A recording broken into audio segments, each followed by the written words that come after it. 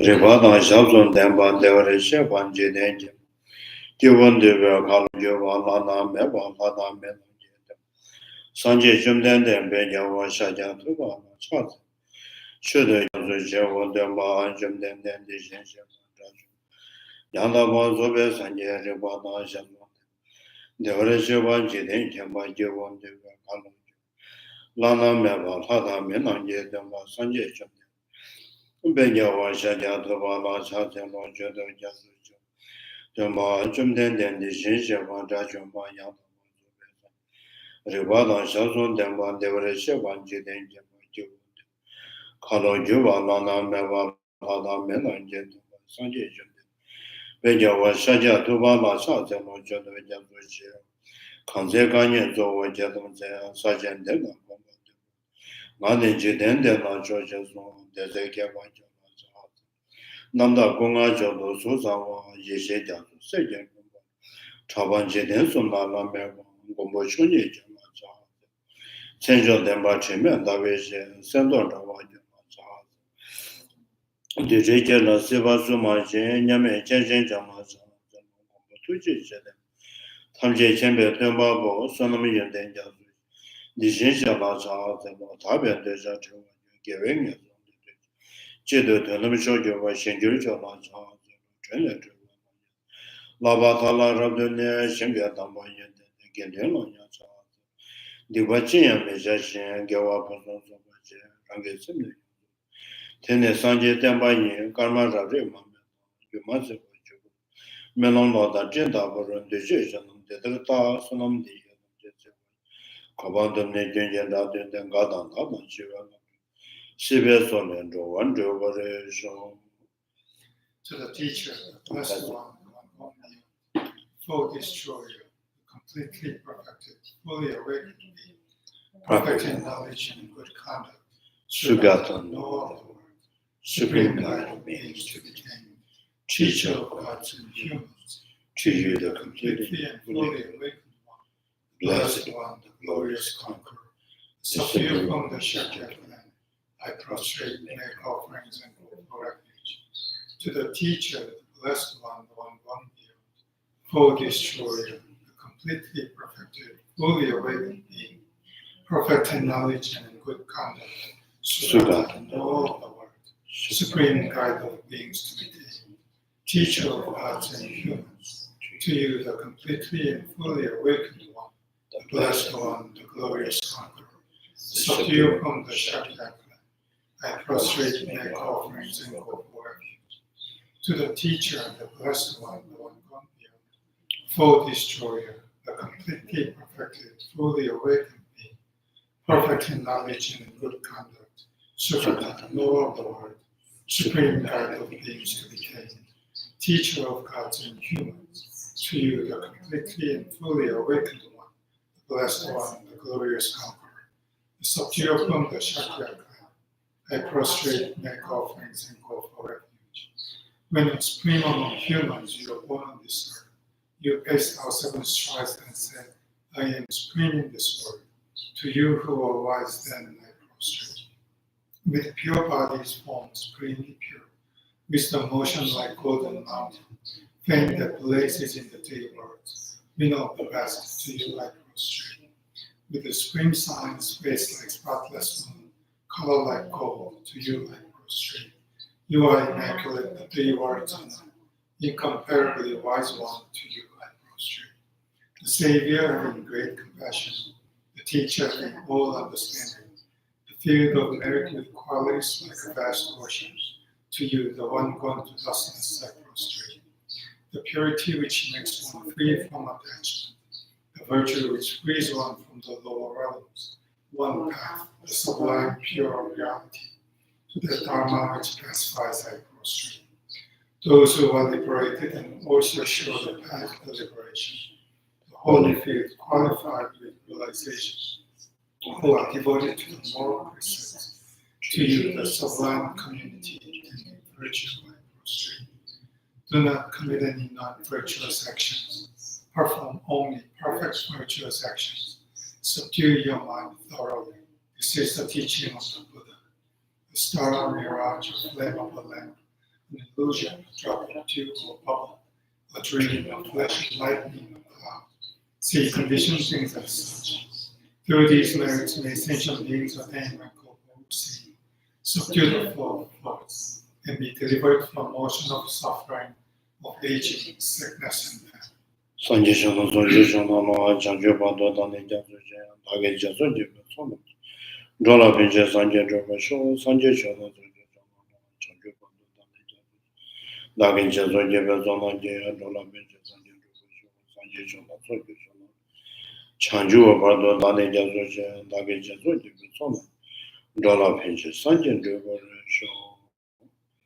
I go for refuge until I'm enlightened to the Buddha, the Dharma, and the Sangha.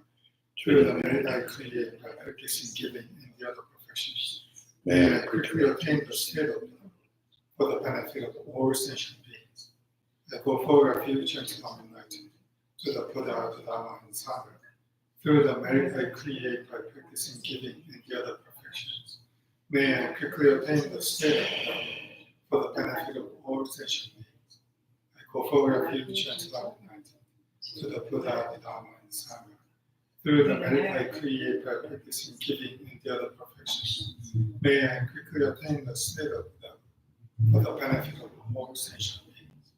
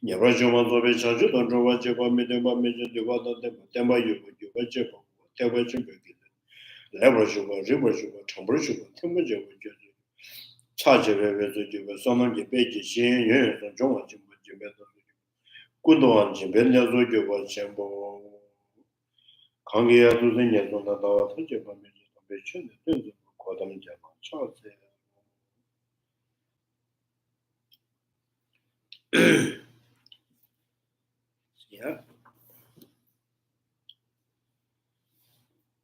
So I'm going to read from the beginning there. Refuting the objections concerning other mental cognitions. So from here, I think Chandikit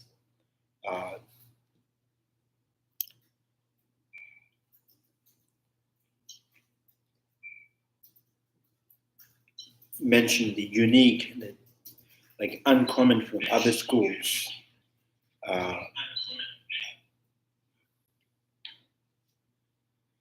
So in these Chandikiti systems, things like mirror image and echoes are as explained above, accepted as a visual forms, sound, and so on.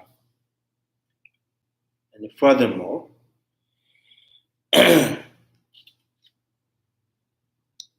visual form and sound. Yeah, I think there's some words missing.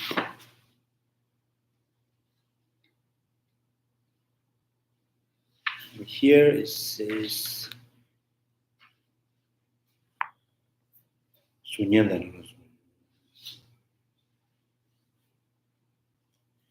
Sudan, dai teaches visual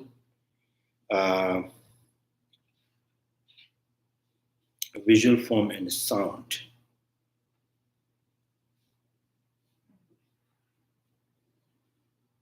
Yeah, there's some words missing here.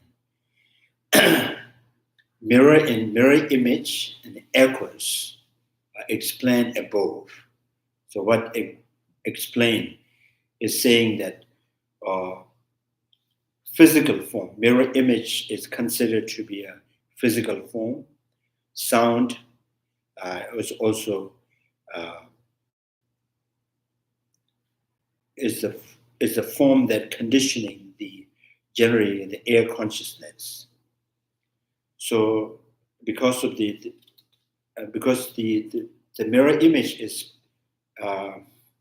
directly experienced and perceived by the eye consciousness, therefore these systems also accept the visual form like image is kind of physical form. So sometime in Prasangic school there's a 5 mental form, right? 5 mental form: deductive form, duality visu, ngobakayu visu,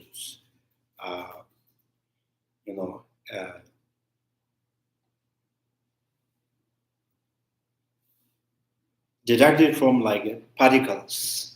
The particles are considered to be a form, is form which is only perceived to the mental consciousness, not the eye consciousness. And then another form is like kind of, ngobakayu visu means is something that is mentally perceived the space-like phenomena, like total space. So in that particular category comes image and form. The mental image of them, mirror image is one of that. And here in the present system, this system also accepts the mirror image is also the visual form, which means physical form. Now, still is debatable. Is mirror image is something particularly structured form or not? It's debatable, but it's still they consider physical form because it generates the eye consciousness perceiving the form. The clear word says, clear word by Chandrakriti, as for the double moon and so on, such things are not direct perceptions from the perspective of the cognitions, not affected by the eye disease. So here is just a double moon, but it's appearance of the double moon. It's supposed to be appearance of the double moon and so on, which things are direct perceptions, form, perspective of cognitions not affected by the eye disease. And then, however, from the perspective of someone whose sight is infected, they are direct perceptions alone. So now this is the unique in Prasangic school. Appearance of the double moon, double moon is direct perceptions from the perspective of the cognitions.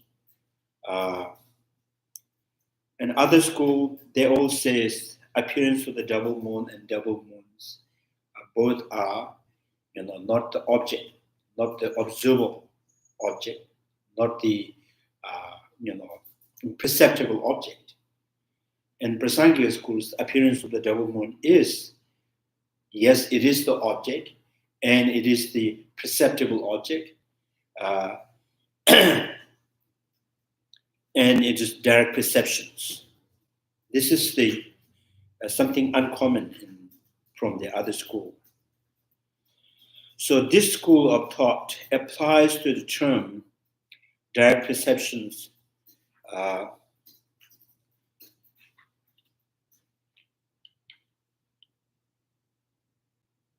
Prataksha. So it's almost like it. Pratyaksha. I don't. Usually, we in Hindi we always say that pratiksha.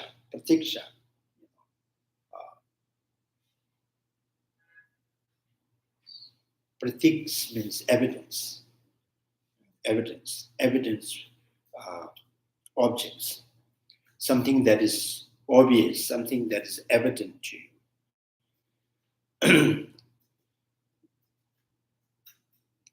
Pratak.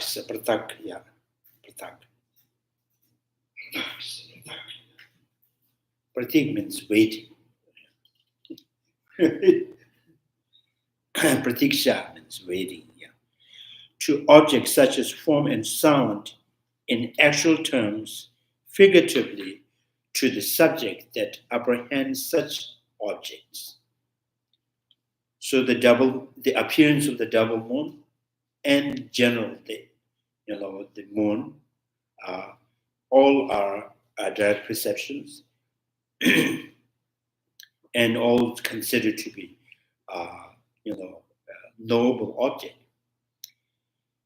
In so doing, the Chandrakirti explains how, although the distinctions may be made from the perspective of ordinary worldly people as to whether things like the appearance of the double moon are object of direct perceptions. In our systems, however, even the appearance of the double moon is an evident object of the direct perceptions. Therefore, regardless of whether such sensory cognitions are deluded by standard or ordinary worldly conventions, the subject cognition is established simply through existing of its object. So now, again and again, these are also the part of the arguments that are refuting the reflexive awareness. So by perceiving the object, and by perceiving the object, it also generates the recollection of the memory of the subject and the object both at the same time. So even having double moon appears to the double moon, or even sometime eye disease, due to the eye disease, you can see the hair falling, right?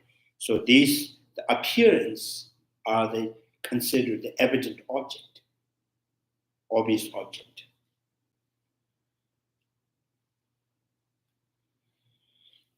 So other school, minority Siddhantika school, appearance of the hair falling and double moons, if these are evident object, and this must be exist in general, and then this eye consciousness seeing double moon is not mistaken. Eye consciousness seeing the hair falling out due to the disease, eye disease, is also not to be a wrong perception or the mistaken perception. The Prasangika school says the appearance of the hair falling, double moons, are the evident object, obvious object. So how? Because when you recall that you have seen, experienced the subjective experience of the hair falling of the double moon is generated through the consciousness that perceiving the appearance, the consciousness, each of the consciousness, it's aware of what it appears to the consciousness. So this is totally kind of uncommon in this school. Yeah. So the objections, those of you who do not accept the reflexive awareness will not be able to establish the instance of the mental consciousness of the ordinary ground that are deluded in relation to their object perceptions and conceptions.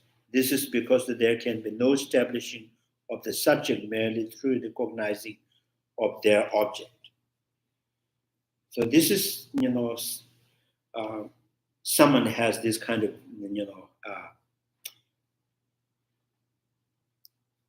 raised this kind of constant mixing with Tantrayana. And Tantrayana they call the ordinary,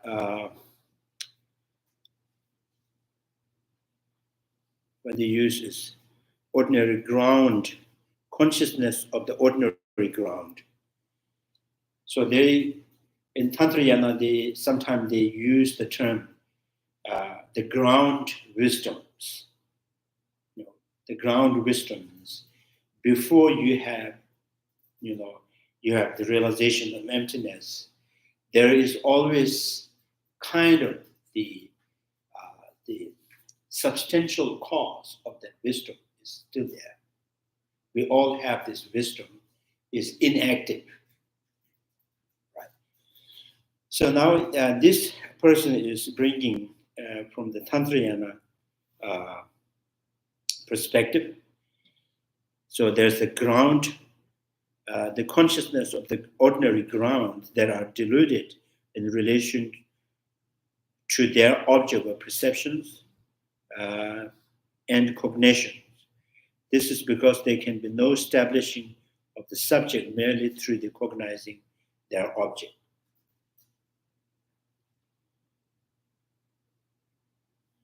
Shidugi, and according to Tantrayana, each of the consciousness, when we eye consciousness seeing things, mental consciousness imagining, at the time, there is the innate, pure state of mind, which has the appearance of the reality, but because of the, influence of the kind of afflictive emotional delusional mind, it overpower that wisdom. The wisdom is still there. So now this person is saying, well, that kind of state of the consciousness of the ordinary ground that has the object of the reality or the truth or the ultimate truth, but it has not really revealed that, actively not apprehending that the ultimate truth. You have this pure state of mind, but this has no ability to perceive the ultimate truth. Ultimate truth always appears to the pure state of mind. The pure state of mind is like more like passive, no power to engage in the object, because the other delusion mind is so powerful, so it just kind of overpowered. So now this person is saying, this master is saying that that ordinary ground, the wisdom that is in the ordinary ground, is seeing the ultimate truth, but it is not being able to perceive and generate the realizations. Therefore, it appears, but not engaging on the apprehending. And then the reply to this, this was, I think, Lama Tsongpa by his own, commenting on that. Replied, let me respond to this. Since this system, Chandikritis, accept no additional consciousness outside the sixth class of the consciousness, 5 sensory perceptions, and the 6th, the mental consciousness. There is no, kind of, so there's no consideration, any pure state of consciousness. Either it has a mental consciousness or eye consciousness, air consciousness, nose consciousness. Other than that, there is no pure wisdom.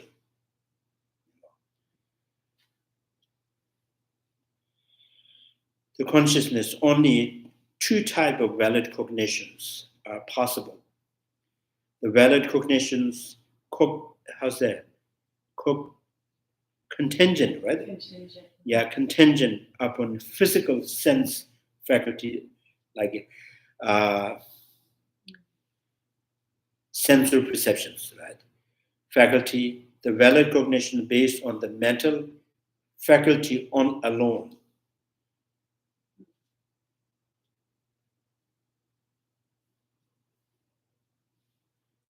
Two type valid cognitions, either the valid cognitions with relation to the sensorial perceptions, or the valid cognitions which is based on the mental faculties, or the mental valid cognition, or the sensorily valid cognitions too.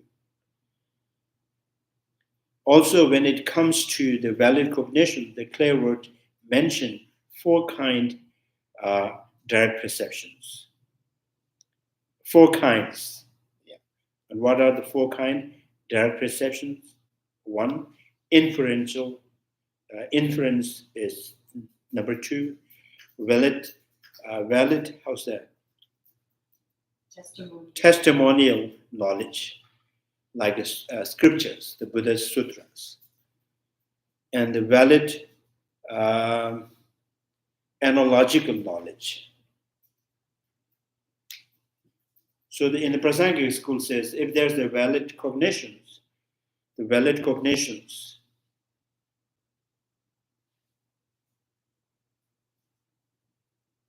yeah, I think in English, when the cognition means it's already a consciousness, right? Cognitive, the cognition has a different meaning. I faculties is the cognitive or cognitive. I faculty and I consciousness. Cognitive can mean like just thinking, and then like when I think of I consciousness, that's just perceiving. Yeah. At least that's how I think of it in English. So cognitive is almost like the process of like a discourse of thought. Yes. So yeah, and when we this is very kind of like in the Sanskrit, how to say,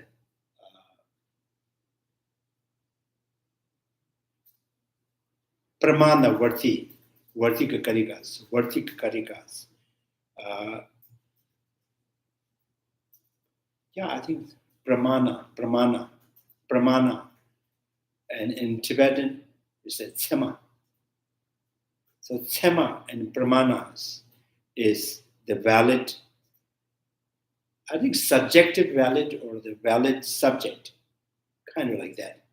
So when this, the word is the pramana. So when this pramana explained in the different schools, like a Siddhantika school and the Mainonga school, it says because it's the pramana as the valid subject, therefore it has to be consciousness. Right? So there is no any scriptures being valid subject. There is no sense faculties being valid subject. The valid cognition or valid subject is always referring to the consciousness.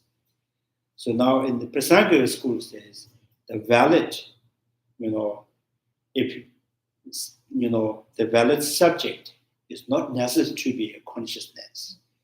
Your eye sense power is the valid subject, and the scriptures, all Buddha scriptures are the valid subject. And then sometimes the reasoning, syllogistic and consequential reasoning is also the valid. So the Prasangika school says the valid subject is not necessary to be always referring to any cognition. So, and what is the definition of the valid subject? In Siddhantika school, the Mainonga school says the valid means it has to be miluva, means is something that is infallible with respect to the subject, or subject with the object. So therefore it has to be consciousness, eye consciousness, the air consciousness, nose consciousness, or mental consciousness. Right. Other than that, there is no eye faculty can valid with their object. And the Prasangika school said, we consider the valid, the subjects referring can be eye sense power, the air sense power, nose sense power, and all the Buddha's scriptures. And we also consider the valid in the reasoning. The valid reasoning is valid scripture is the valid, eye sense powers is the valid. So something that is always, infallible or with respect to their object. Reasonings are the valid because it is directly establishing or constituting what is the main, the establishment. Like table is, your body is impermanent because it's produced from the cause and the condition, like a table. So this is the valid subject, which is constituting the body as impermanent through valid reasoning. Therefore, yeah.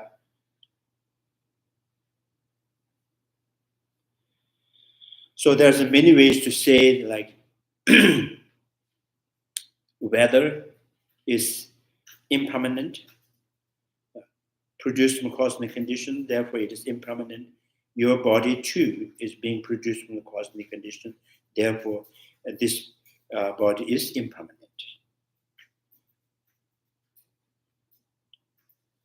Yeah, so this is the very uncommon from other schools.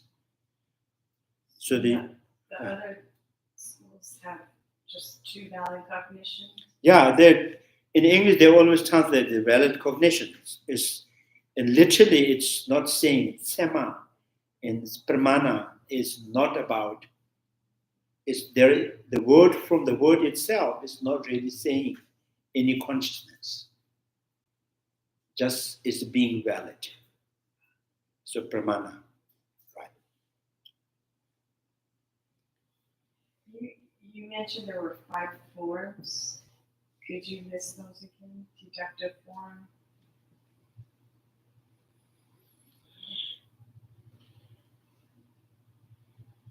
So 5 forms.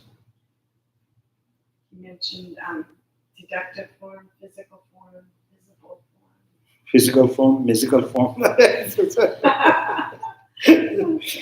Deductive form is 5 mental form. 5 mental form. Mental form is not the form that is not seen by the eye. Cannot be touched, cannot be heard, cannot be smelled, but it is the form. And the form that is only perceived and evident by the mental consciousness. So deductive form, the particles, molecules, all these are deductive form. So then Mumbakayu Jisu. Mumbakayu Jisu is like sometimes when you meditate and impermanence or the emptiness, and then mind kind of reach somewhere, there's no particular object, but it's very clear to you. It's a very vivid. There's no any shape or things, right? So it's called Mumbakayu Jisu. It's just spacious form. Yeah. And then the Mumbakayu Jisu.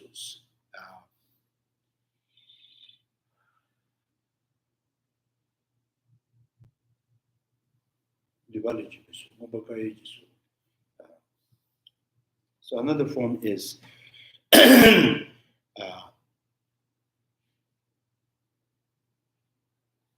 like vows, monastic vows, lay vows. So these are one of the form.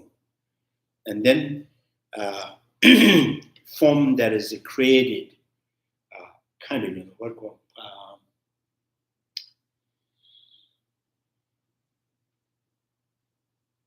form that are projected by the through the concentrations, so like small form can, through the concentration, through the meditation, can expand, make it bigger, smaller. So these called wanjubisu.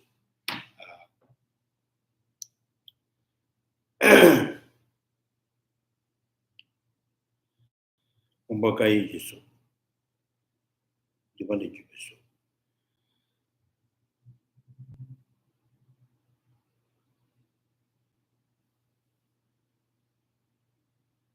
So anyway, yeah. So the valid cognitions, contingents up in the physical sense faculties, and the valid cognition based on the mental faculty alone.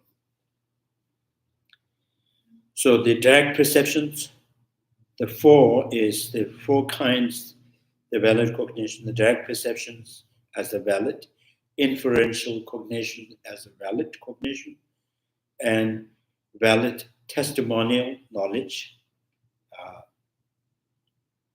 like second turning wheel of the dharmas, and then the valid analogical knowledge.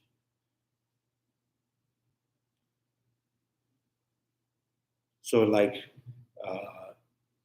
syllogistic reasoning. So this is based on Nagarjuna's avoiding objections and its autocommentary. So these four kind of valid subject or valid subject are mentioned in this Nagarjuna's disputing objection of disputing. Yeah. They're the last two valid cognitions, testimonial knowledge and the valid analogical knowledge.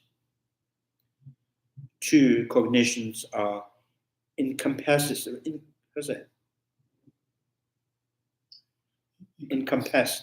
right, within the inferential cognitions, is stated in the following in the Chandrakirti's commentary on the 400 stanzas. So the four can be included in the two type of valid cognitions. Valid cognitions that depending on the sensor faculty, valid cognitions based on the mental faculties.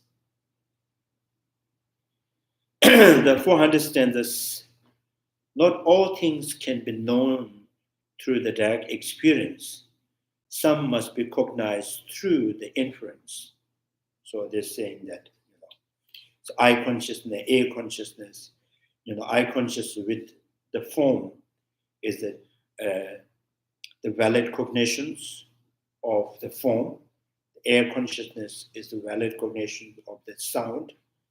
And then the realization emptiness, the inferential cognizers, cognized through the inference. So within the class of the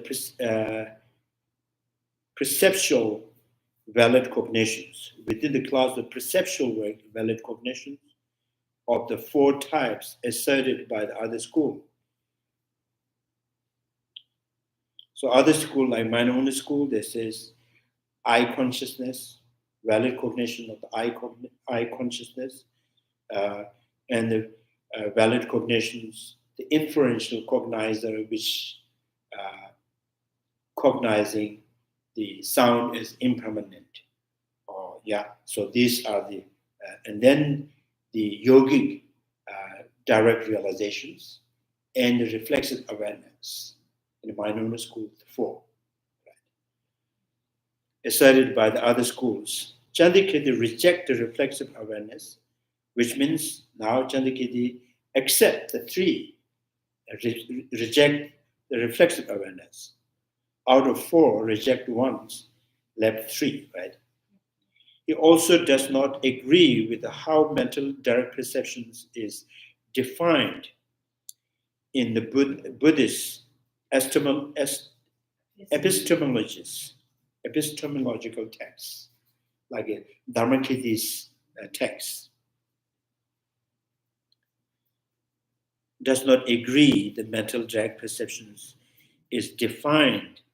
So with this epistemological text, like Chandikirti Pramana Vartika Karika, so that the valid cognitions has to be,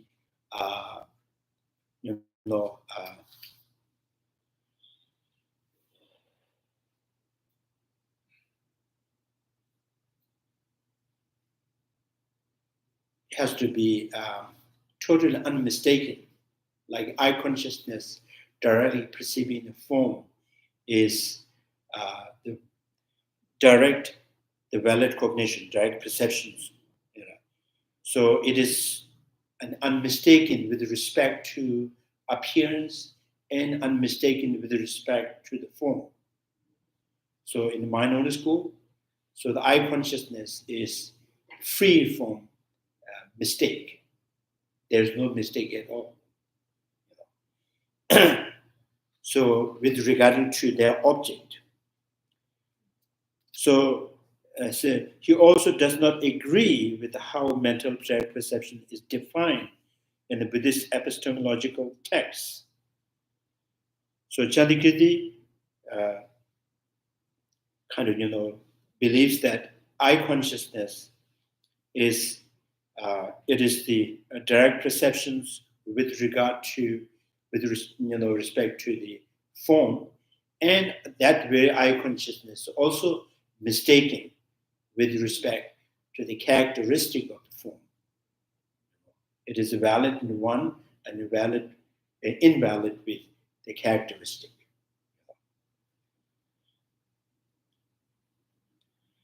In his commentary for 400 stanzas, for example, in explaining the meaning of the statement in the Abhidharma scriptures that each of the 5 sense objects, such as form, are to be known by the senses, and the mental consciousness. He stated the following,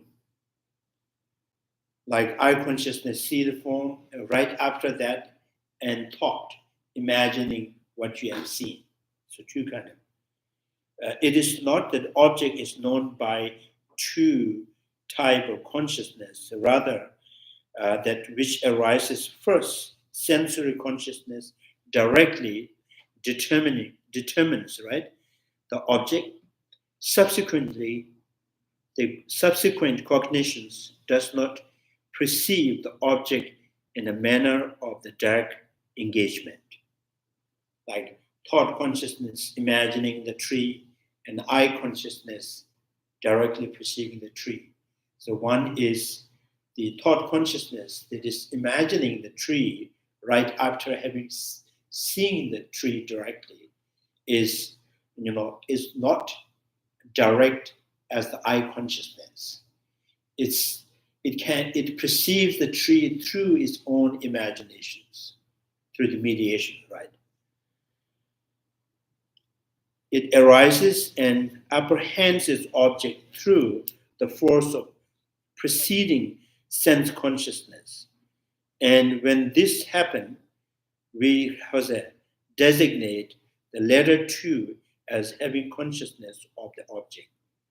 So right after seeing that form and then thought, start engaging with imagination of that, as a thought is perceiving that thing due to the force of preceding eye consciousness. Because of the eye consciousness, thought is being able to perceive that. Thought is not by itself, is engaging or perceiving the object. Yeah.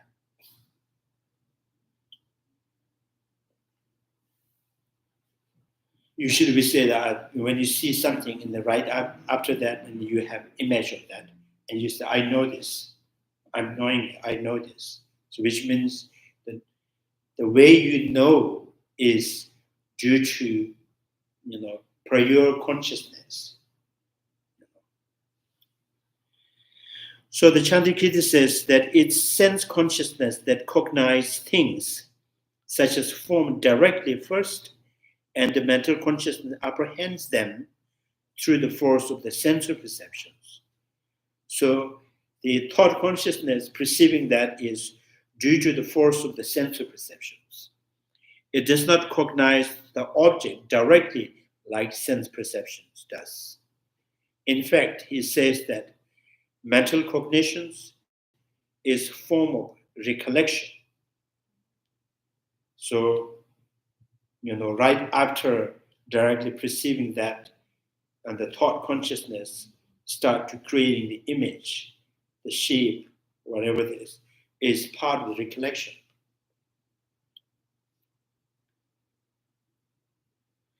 Furthermore, the commentary on the 400 stanzas says, and mental cognitions does not experience its object along with the line of feeling and so on, nor does it positively determine form and sound and so on by means of sense. So now it seems like,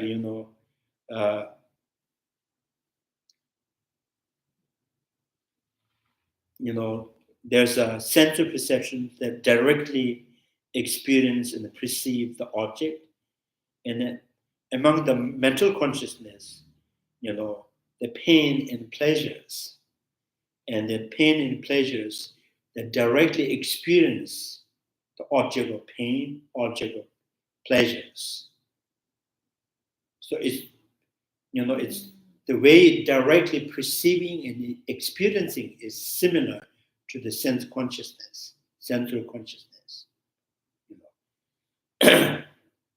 So I think here the area that I was trying to say is mental consciousness has the similar, the kind of, the way engaging on the object directly, like sensory perceptions, like pain and pleasures. So their object is directly experienced. So, what is implying is the saying that the evidence object means that direct experience. So evident objects is not necessary to be a sensual object.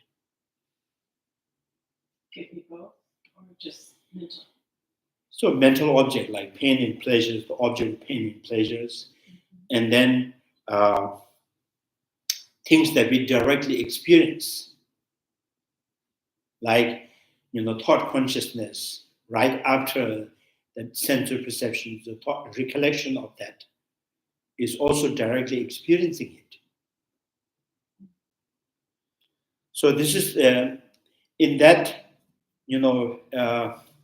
case, evidence objects for the Mainona school and Siddhantika school is sensual, and the Prasangika school is sensual object and mental object.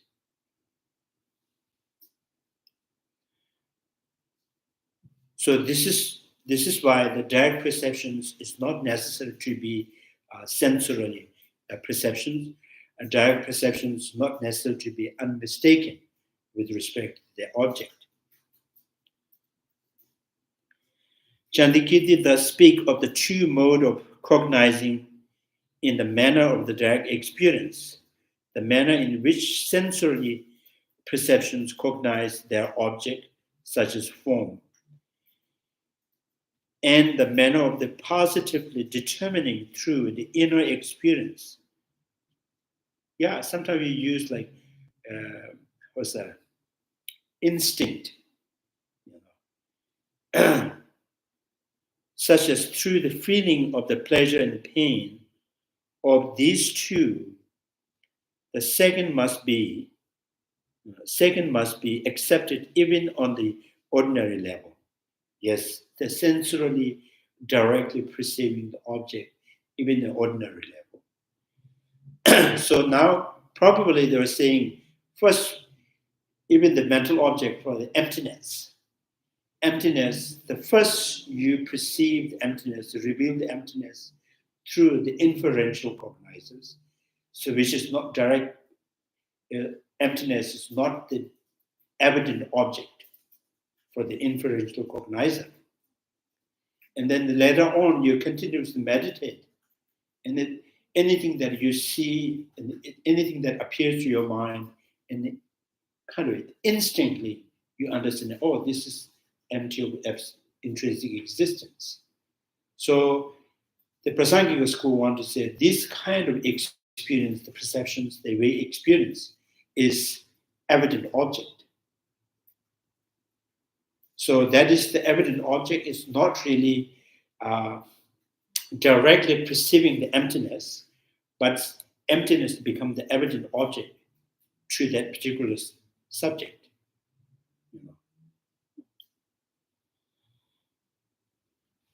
Yeah, this is totally different from the other school.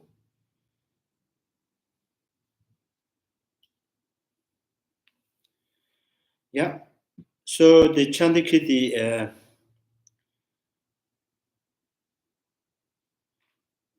yet as he does not speak of any form of the direct perceptions apart from the four types mentioned in the text.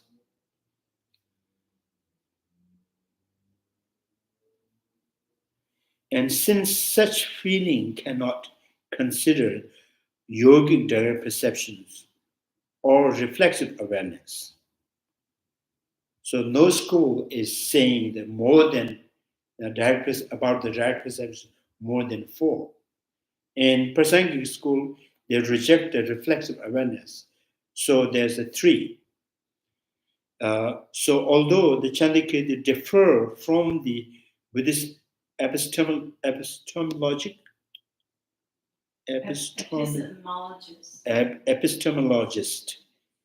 as to how mental perceptions is defined. Mental perception is defined.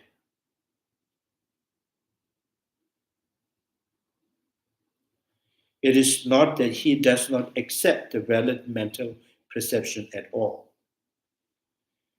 So Siddharthic school,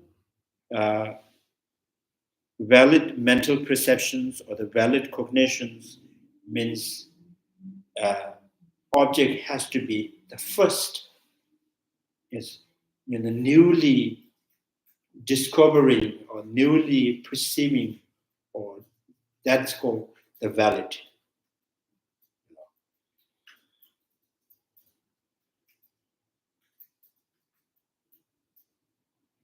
In the Prasangic school, the valid is not necessarily to be a new or first, right? It is the valid with respect to that object, or it is you have generated the realizations of the existing of that object is enough to determine particular subject is the valid or not.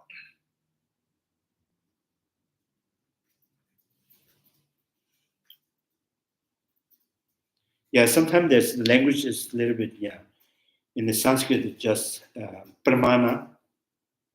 Praman means evident. Pramana is referring to the subject which is valid.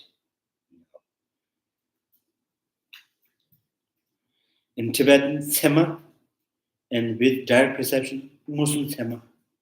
With inferential cognizer, jeba tsema. The tsema is just there. But in English translation, they don't really translate just the valid. Since to feel is an expression associated with the activity by an agent, by an activity by an agent, it has three aspects. This person feels, or it is being felt by this means. And this is what is being felt. So it's kind of saying that even the pain and pleasures, with relation to their object, object of pain, object of pleasures, they experienced by the feeling, and there's a dualistic. This I am feeling, right? With this condition, I felt that, and this is being felt. So that there's the dualistic appearance. So because of that, they said, even that direct experience, it cannot be reflexive awareness.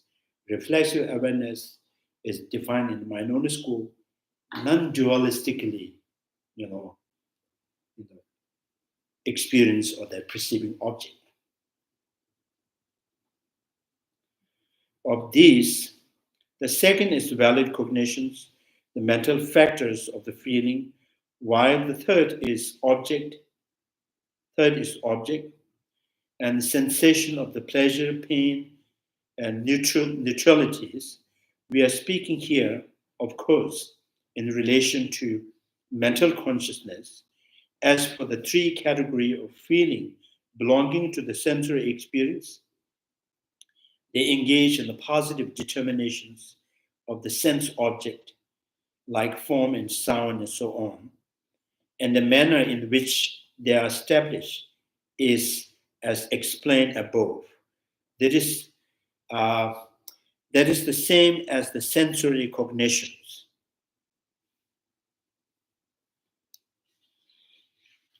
So this is a little bit, how's that? Tricky, because so when we study in the monastery, many years we study Madhyamika school, Pramana, all the Prajaparimetas, and then, according to the middle autonomous school. So when you go to the Prasangika school, we said, oh, this is kind of, how can this be? The Pramana, the definition of the valid, being valid or the valid subject is always different. And direct perceptions has a different definition. Sometimes we heard that in the Nyingma tradition, some master, they explained in ordinary state there is the direct experience of the emptiness. We just kind of like shocked, how can that be? So which means, because our mind is so influenced, brainwashed by the middle autonomous school, so we could not really get sense out of it. So in Prasangika school, yes, that there's a direct experience of the emptiness, even in this ordinary state. Because first we reveal the emptiness through the reasoning, newly, revealing the emptiness. And right after that, in the meditation, through the meditations, and every time that we experience emptiness, it's the direct experience. Which does not mean that we have generated the path of seeing.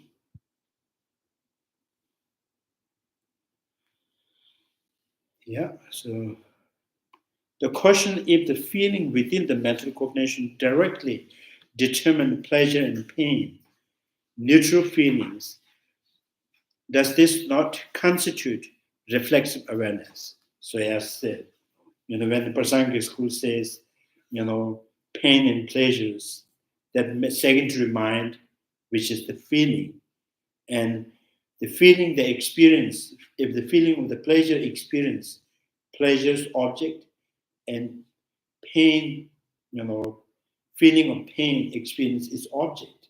There is object to experience, right? This feeling has experienced, this is how I experience, in this condition I experience. So now the question here is, when you directly experience, why not?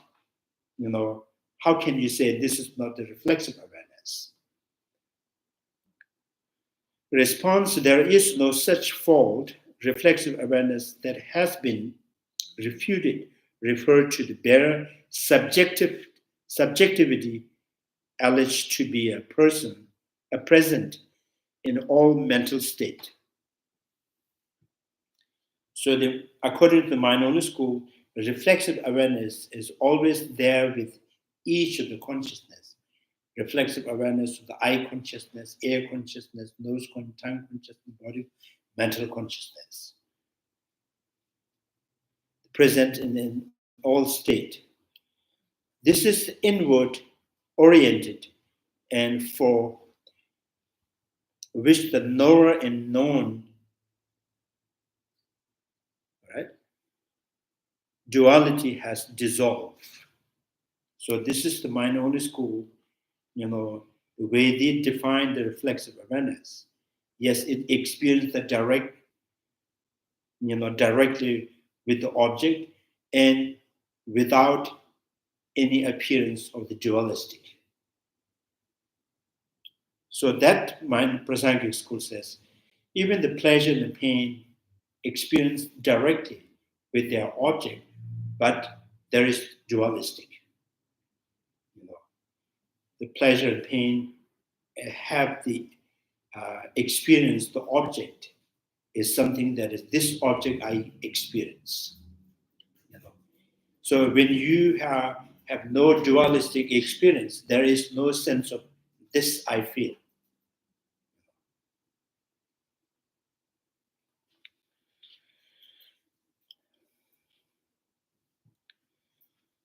So the knower and known duality has dissolved.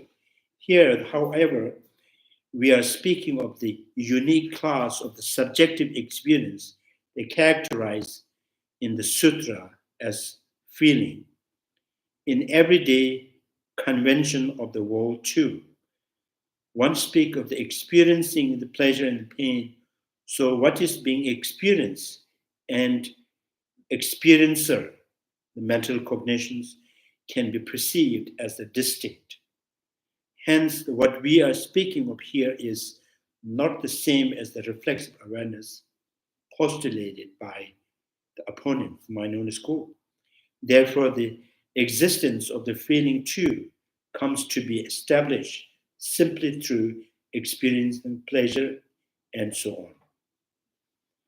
When the mental object form,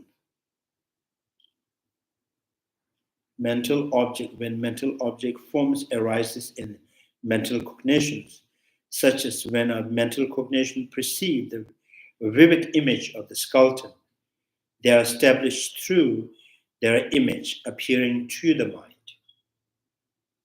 So through the concentration, through the meditations, we train our mind to see like skeleton, the place we filled with the skeleton, by training the mind. And there is the appearance of the skeleton everywhere. So that is still, in mind Prasangic school, we say it is evident object. It's directly perceiving, directly experience. So that does not mean, direct perception does not mean it is not mistaken at all with respect to the object.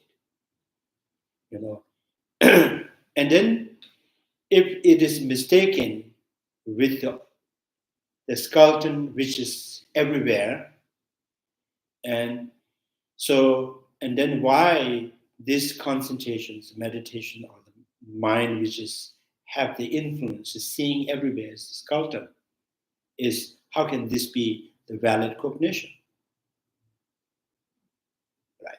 And then says it's, there's two things it can be valid. Generally, the skeleton, with respect to that, it is the valid.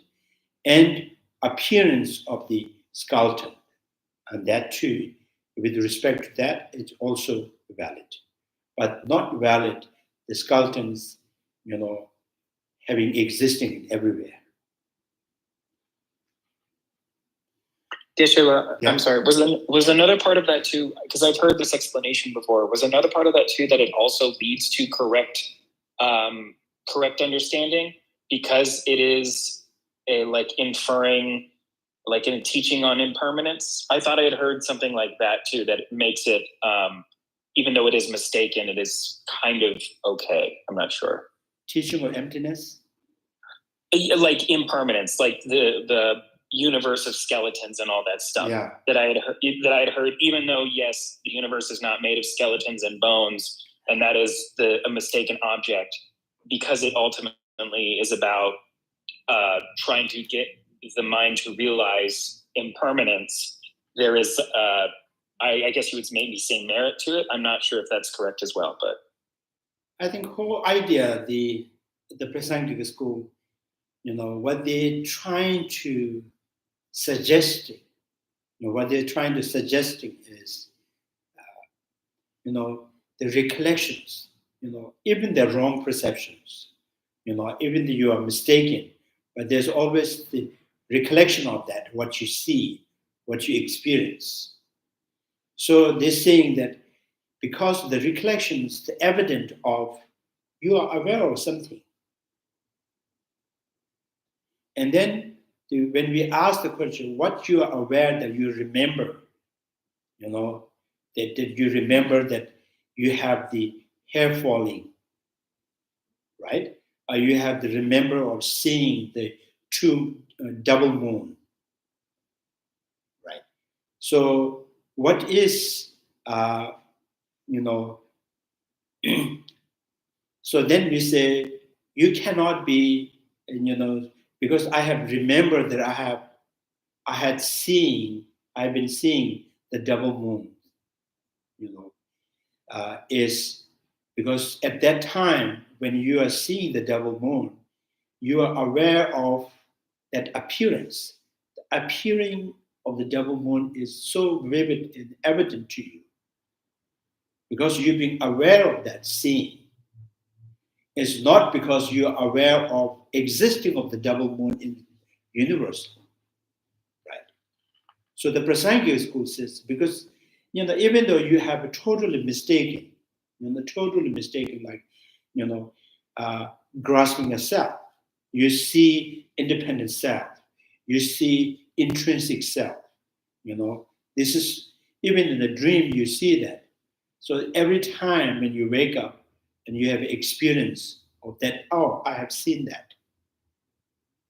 So, which means the intrinsic I appears to your mind is the evident object. It's not the intrinsic I that you are aware of. The appearance of the intrinsic I is that you are aware of. So that's why you remember.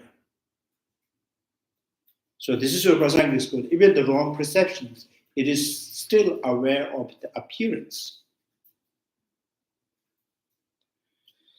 Now this is only the Prasangika school say this. The other school, they don't say the wrong perception can be aware of something.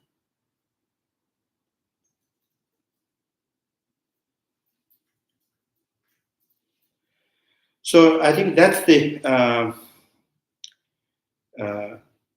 main kind of suggestions for this. And what else? You say something? I forgot.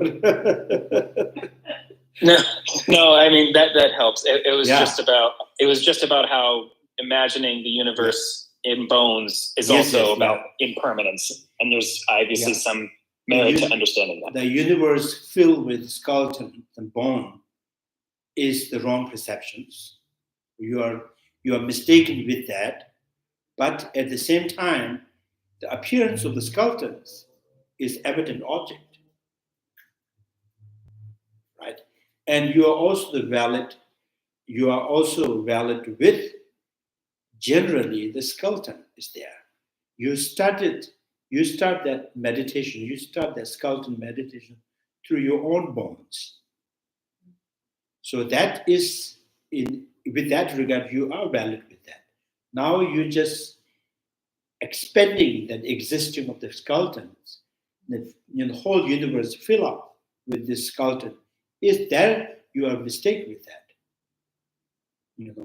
And appearance of that is also you are aware of it. So this is the first is kind of like something very unusual, but when you think logically in the Prasangika school makes sense.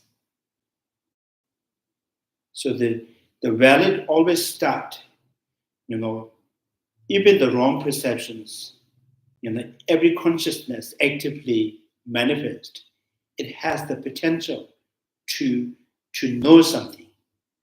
So it has the potential to knowing something, it has knowing, and it is knowing something. So, and it is also, you can say, it is mistaken with respect to this thing, but this much this consciousness has known. So, consciousness in Tibetan it says Sheba. Sheba means knower. Even the wrong perceptions are the knower. It is knower. In the Sanskrit word, there human beings like there are many names of the human sentient beings. Sometimes they kivu, kansa. The kivu means one who born again and again, right? And then one who falls again and again. And then there's a purush, one's the potential. So the potential means some are,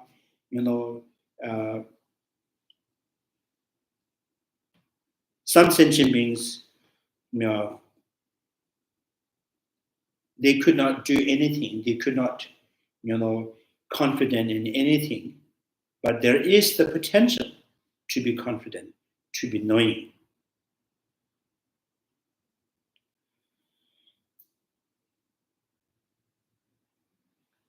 Yolama Tsongkhapa disciple, the Kittu Rinpoche, in his, so there's a,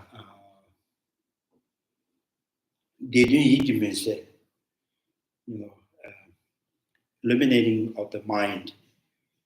So the way he explained things is totally different from other masters. So he said, because it is the consciousness, it is the knower. So therefore, at least it knows what it appears to it.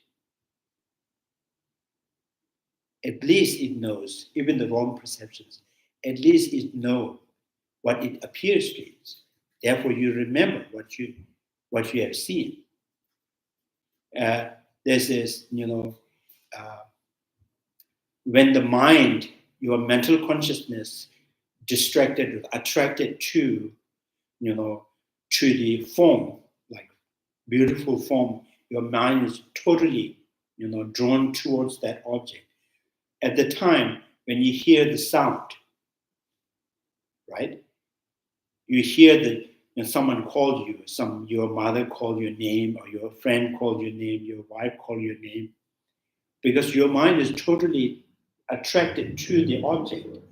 So you could not figure out who can make that sound. You have no idea who has called your name, but you are aware the sound. There's someone who called your name, right? So which means at that time you do not know your mother has called your name, but you heard that someone's calling your name, but you could not figure out. Right? So each of the consciousness has the potential, and it is knower. At least it know what it appears to.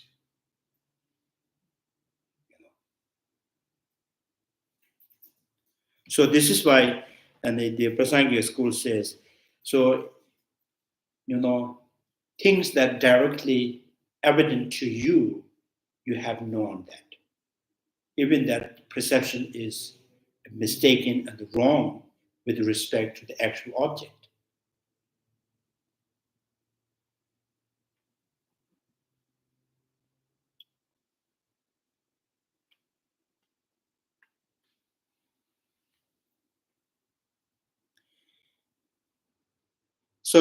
So because the mind is drawn towards the attractions, and someone calls your name, who is your mother, and then later on you remember the sound, the calling your name, but you do not remember your mother has made that sound. Because earlier you haven't known mother is calling your name. Earlier have you known at least someone called your name. So which means consciousness, each consciousness is aware of its respective appearance. What it appears, what is directly evident to you, you have known that. So the double moon, in appearance of the double moon is different. With double moon, you're mistaken, wrong, but you are aware of the appearance of the double moon. So that Prasangika school.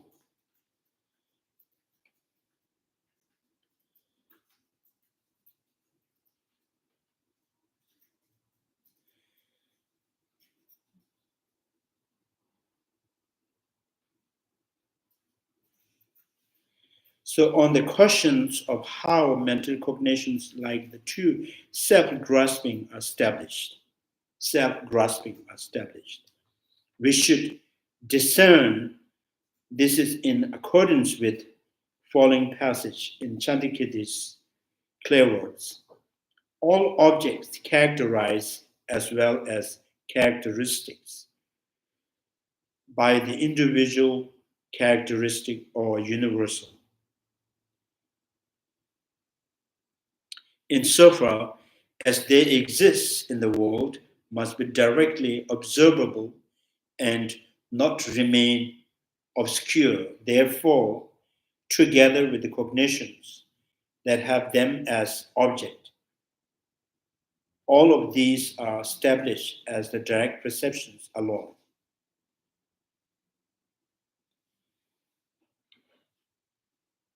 So characterized, senshi, chenja. Sometimes in the Sanskrit there's no, in Tibetan we have senshi, chenja, tini. In the Hindi and the Sanskrit, there is no senshi, like all, it's the same word. Yeah. So it's subject to characterize, and the characteristic of the definition, right? Subject, and a subject to defined. In Tibetan, in the translators, they make this kind of, how to say, make it more clear. Tenshi means the table is subject to characterize. And then what are you trying to characterize? I'm trying to characterize impermanence. So the impermanence is subject to define. And then when tables, table is impermanent. So now the impermanent become the characteristic of the table. Table is impermanent, right? So that's why, In the Sanskrit word for this object characterize,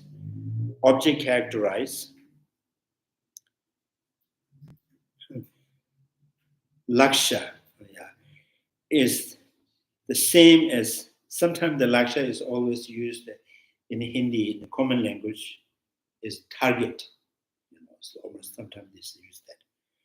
Same as the one for how's that? Ask Logan. Defendum? Defendum, I don't know. Is it real English? I was going to say, if I had the book in front of me, I'd look it up. Yeah, it's a DEFINIENDUM. Definium? Definitum. Like something Definitum. that's within a definitive like meaning, maybe? What is to be defined? Yeah, definitum is what to be defined. So that is chenja. Subject to characterize is the tenshi. Definitum, something like what is to be defined. So some translators render the word as an object characterized,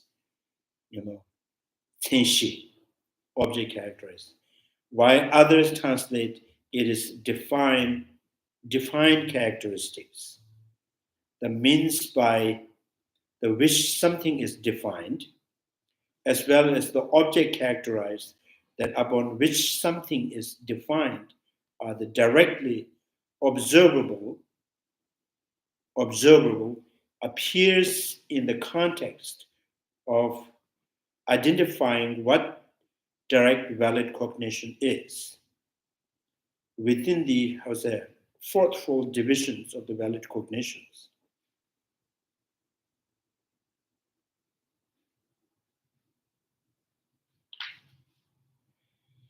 He is not speaking here of how an omniscient mind directly observes things. Now, this Chandrakirti is saying that, Chandrakirti is a clear word saying that, when the table is, object characterized, when you're knowing, through the inferential, through the reasoning, you understand table is impermanent. So after that, when table appears to you as an impermanent, it is also with the table and their characteristic impermanence also evident object to you. So, and then the definitions of the impermanence also evident to you. You cannot say, when the table is impermanent, is the evident object to you, and not just table itself, table as impermanent and impermanent, all of them is direct evident to you. So when you realize, there is no intrinsic self in the body, so every time body appears to you, with the body, it appears to you as no self. Right. So it's not like when the mind seeing the body is empty intrinsic eye, and body is just evident, and the empty intrinsic eye is not evident. It's not like that. So all is evident object to you. Right. So Lama Tsongkhapa was saying it's not just talking about the omniscient. Even, right after the inferential cognitions, and through the meditations and subject you are characterizing, and the characteristic and all the characteristics, subject being characterized, the characteristics, all of them are evident object to you. Could you say evident object is what is perceived? Evident object means you don't need to put effort to know that. It's just evident to you.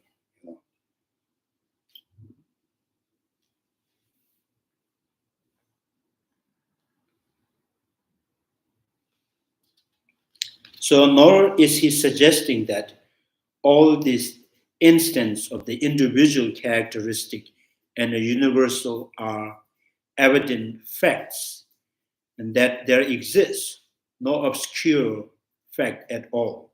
It is not obscure fact or.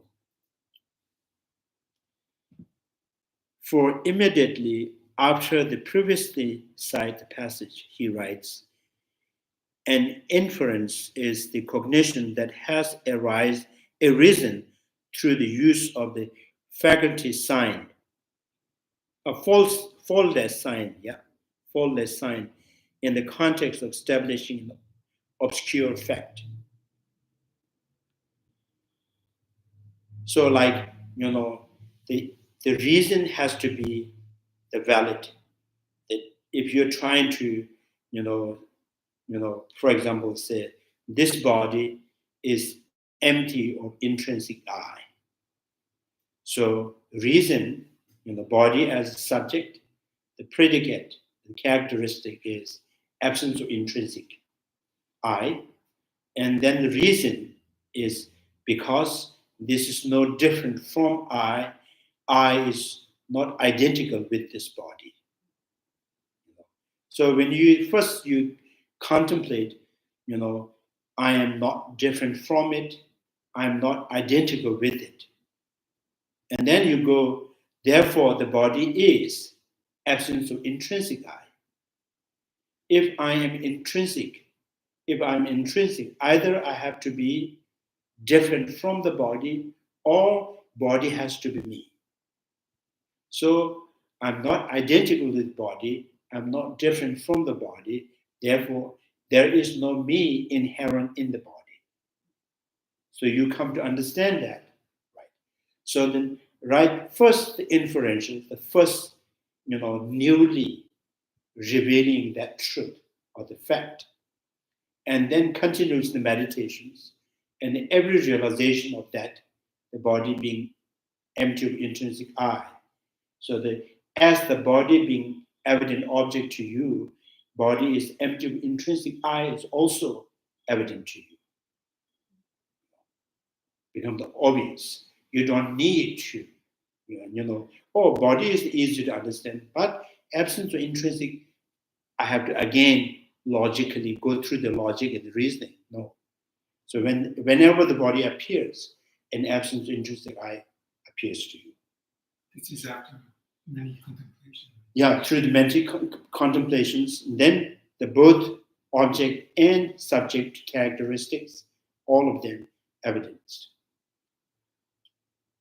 So the Prasangika school says, so this whole, right after the inferential cognizers, whole consciousness is direct perceptions, is a subjective experience of the absence of intrinsic existence, subjective experience of the body.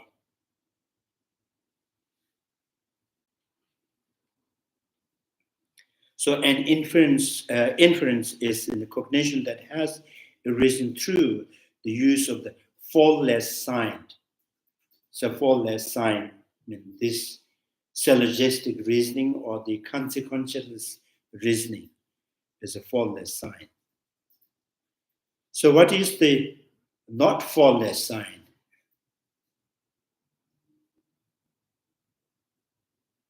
So if I say the body is absent of intrinsic I, because it is the flesh, that is the, it's not the faultless sign. This cannot establish empty intrinsic I. It is not directly pointing, kind of leading your mind to absence of intrinsic I. The body is the body. There is a skin.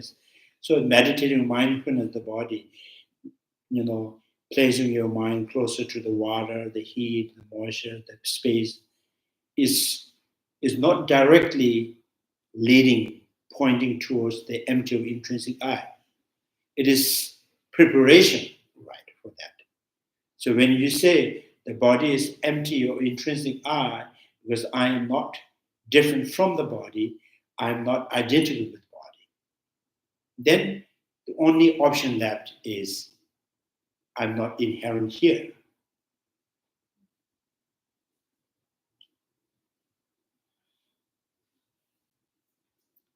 Sometimes non-Buddhist school, some of them non-Buddhist school, kind of those logicians, right? The logicians, they use like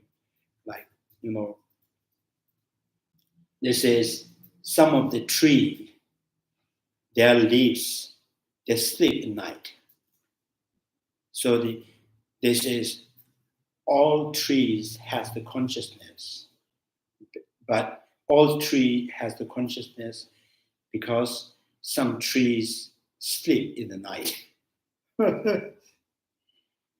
Yeah, like a sunflower, they sleep at night, and when sunrise, they just rise up, right?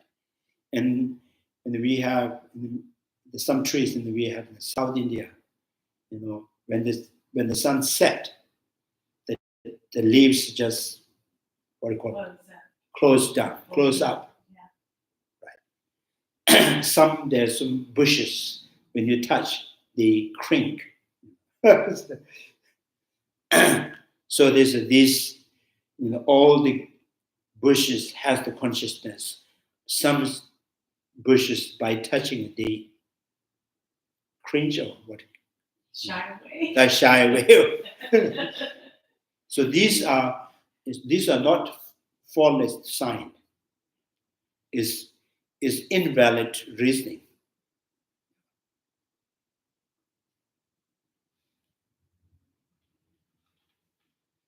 So you cannot set the reasoning like body is the absence of intrinsic I. And so because it is the body, or it is the human body, or it's the male body.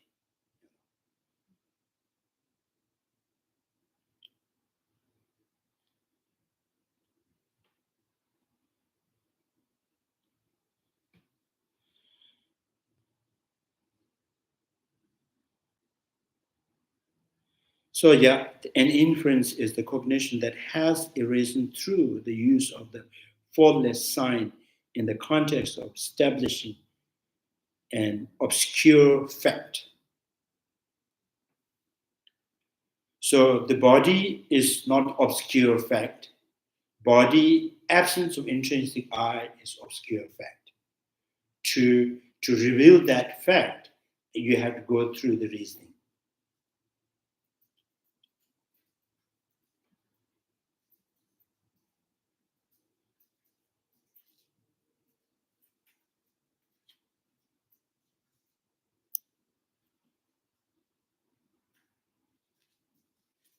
So now the Prasangic school says every consciousness we develop has the potential to know something.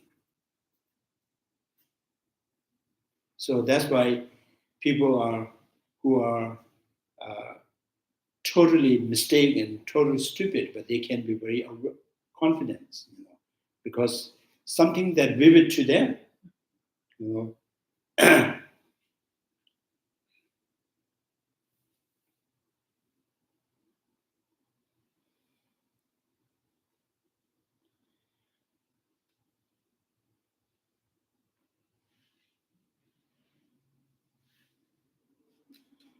Yeah.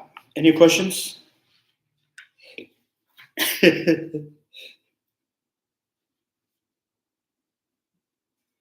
So now this I consciousness is valid with respect to the form, existing of the form, just mere form.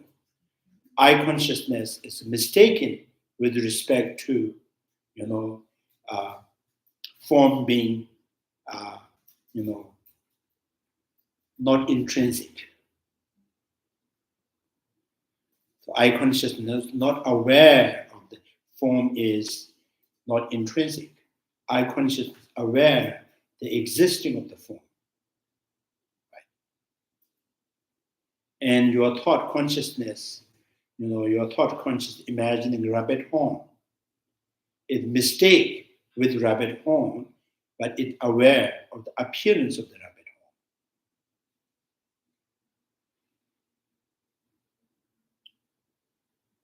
So now the definition of the valid here is how you define something as valid. Something that the valid is when it comes to the consciousness, sensory perceptions, valid or not valid, means it has to be valid with respect to the actual object. If the eye consciousness seeing the form, with respect to the form, it is the valid or invalid. So it can bring the recollections of what you have seen. So that proves the eye consciousness being valid with respect to the form.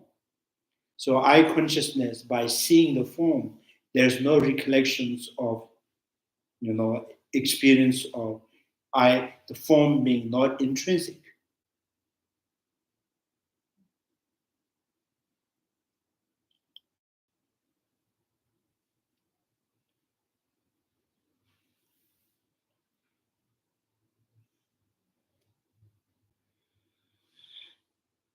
So what is the recollections of in what condition do we remember the sound, smell, taste, textures are the separate? In what conditions? So they appear separately. That's why we remember these are the separate.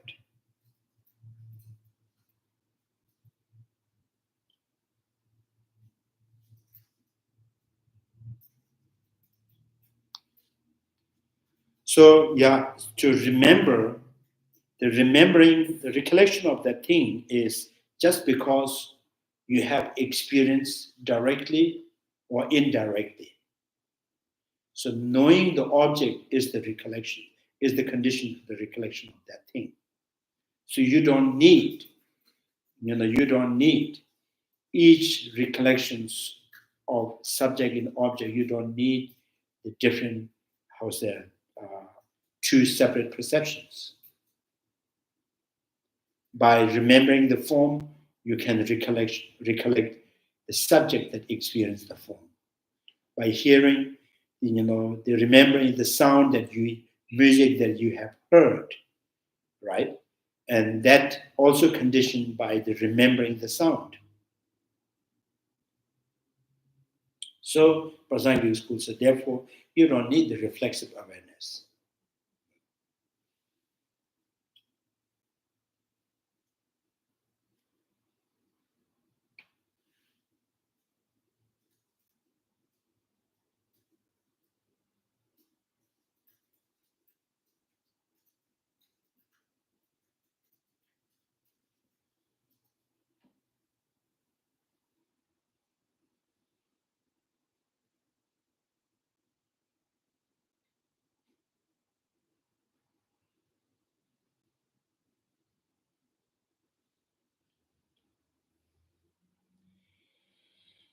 Yeah, any questions? Logan,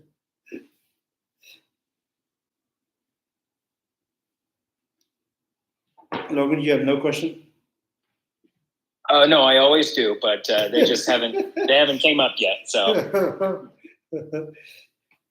You are busy with your vacations.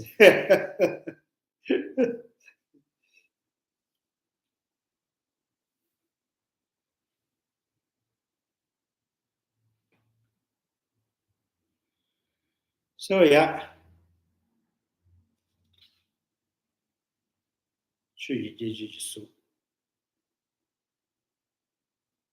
spacious form.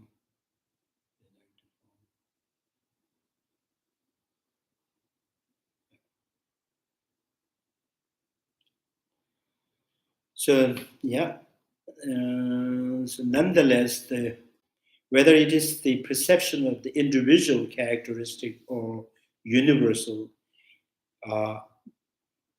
there does emerge in each of these cases the perception of that thing, and what is the perceived is the direct object of that cognitions. In this way, what is the perceived and its subjective experience, the cognition, are characterized as being direct perceptions. Thus, Chandrakirti understands the term direct perceptions is, how's that? Pratiksha, yeah, pratiksha.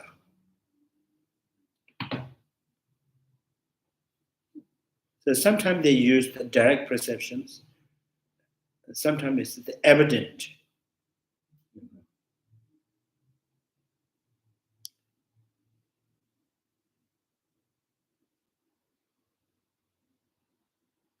To apply the faculty, how's that? Factually, right? Factually to the object and only derivatively to the subject consciousness. Derivatively means first inferential cognitions, and then it changed the direct experience consciousness.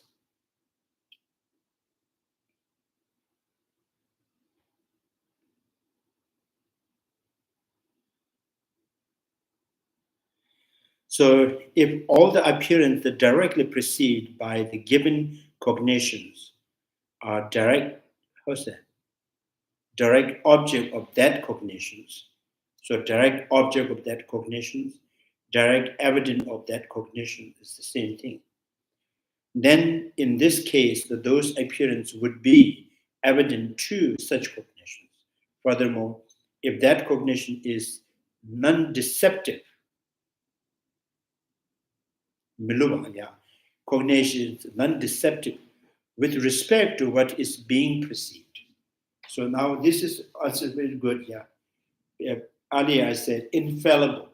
Now it's like non-deceptive cognition with respect to that actual object. Miluvas. So I think literally translation, miluva.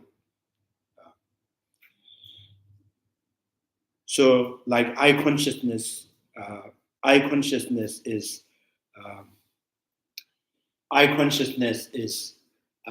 non-deceptive cognition with respect to the form. Air consciousness, non-deceptive with respect to the sound. And even the eye consciousness seeing the double moon, right, is the deceptive cognitions or deceptive with respect to the double moon and non-deceptive with respect to the appearance of the double moon.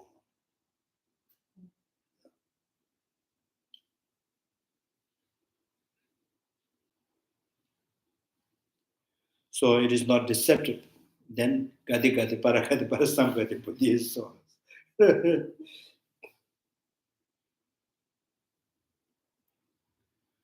Yeah, this is very good. Yeah, this term is very non-deceptive.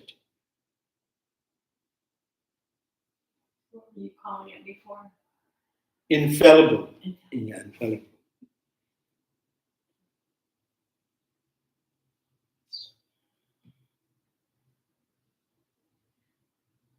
So it's like when you have recalled something and that preceded by infallible cognitions, in the prior time, or non-deceptive cognitions that precede by the non-deceptive cognitions with respect to the appearance, with respect to the actual object. So as I mentioned, someone called you a name who is your mother, but you have no recollection of mother calling your name, but you have recollection of someone calling your name. So there is the preceding condition, non-deceptive cognition with respect to just the sound, not who make that sound.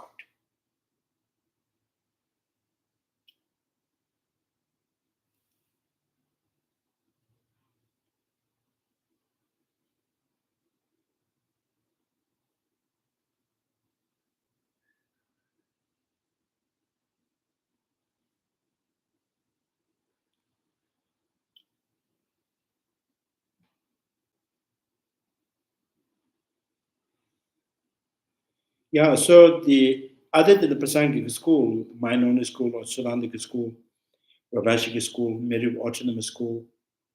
So when they says, eye consciousness seeing the double moon is deceptive cognitions with respect to the appearance, with respect to the actual object. They're both mistaken. So what you know is non-existing What you see is not there, and what it appears to you is also not there. And so the Prasangika schools, appearance is there with your consciousness. Appearance is attached with the consciousness.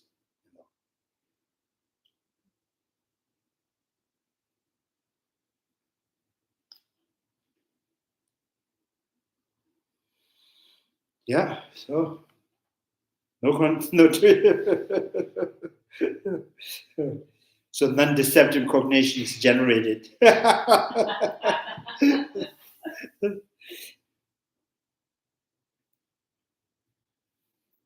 So yeah. Chanju simjo rinpoche, ma jeba na jechuje, jeba nyamba, meba nyam, kone kone pewa. Tonye tawa rinpoche, ma jeba na jechuje, jeba nyamba, meba nyam, kone kone pewa. Pama simje tamje, dedan denjuje, nyendro tamje, tado tongwa. Chanju simba kama sushube, teta kunje, molom jubjiruji. Karera wego veshima, penda dewa mando joy. Jeren sama, tintin jazo yi chabe, side bodu tenjuruji. May the precious body life not yet born arise and grow. May the bone have no decline but increase forever. May the precious mind realizing emptiness not yet born arise and grow. May the bone have no decline but increase forever. Due to all these merits, may all Father and Mother sentient beings have all the happiness, and may all lower realms be empty forever. Wherever there are bodhisattvas, may all their prayers be accomplished immediately. In the sacred land surrounded by snow mountains, you are the source of all benefit and happiness. More powerful Trinity, Tenzin Gyatso, remain in this world until samsara ends.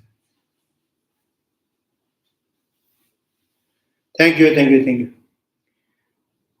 Enjoy. Adios. Adios.